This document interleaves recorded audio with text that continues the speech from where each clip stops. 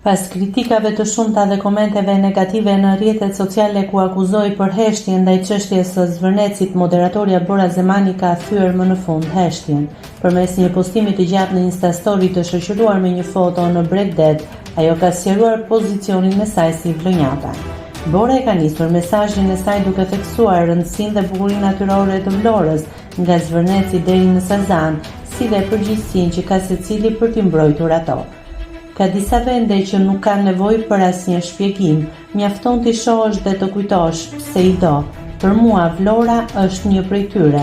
Çdo pamje e saj nga Zvërneci te Karaburuni e deri te Sazani më kujton se sa me fat jemi që kemi trashëguar një bukuri të tillë dhe sa përgjegjësi kemi për ta ruajtur dhe për ta çuar përpara. Duke ju përgjigjur kritikave për vonesën në reagim, ajo u shpreh se preferon t'i trajtojë çështjet me qetësi dhe jo me zhurmë. Ndoshta nuk reagoj gjithmonë me zhurmë.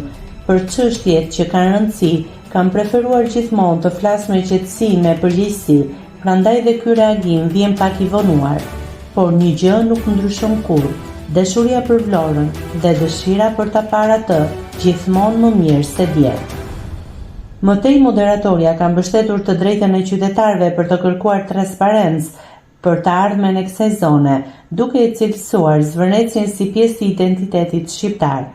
Këto ditë kam parë shumë diskutime, qëndrime të ndryshme dhe shqetësime lidhur me të ardhmen e Zvërnecit. Mendoj se është gjëja më normale dhe e drejtë që të kërkohet transparencë dhe shqiptarët të shprehin mendimin e tyre kur bëhet fjalë për vende që janë pjesë e identitetit shqiptar.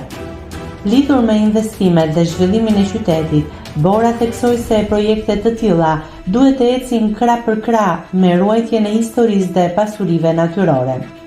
Po flitet shumë për të ardhmen e Vlorës, për zhvillimin, për investimet dhe për ndryshimet që mund të vinë.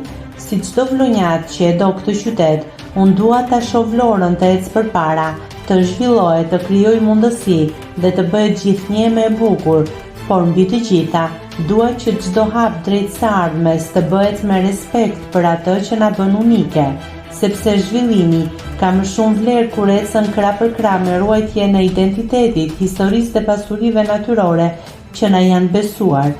Unë nuk jam kundër Vlorës që ndryshon, jam për Vlorën që rritet pa humbur shpirtin e saj, për Vlorën që ecën përpara, duke respektuar atë që ka trashëguar.